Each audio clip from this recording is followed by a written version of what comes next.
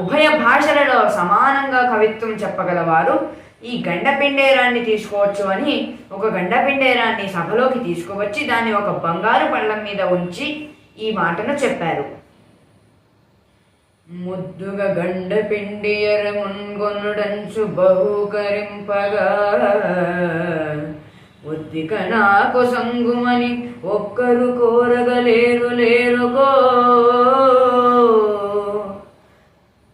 ఏమయ్యా, నేను ముద్దుగా ఈ గండపిండేరాన్ని మీ అందరికీ ఇస్తుంటే ఒక్కరు కూడా లేచి నేను ఉభయ భాషలలో సమానంగా కవిత్వం చెప్పగలవాడను అని ఒప్పుకోలేరా అని ఇంకా చెప్తుండబోతుండగా అష్టదిగ్గజ కవులలో అగ్రగణ్యుడైన పెద్దన లేచి, పెద్దన బోలు పండితుడు పృథ్విని లేరని నీవెరుంగవా, పెద్దన బోలు పండితుడు పృథ్విని లేరని నీవెరుంగవా,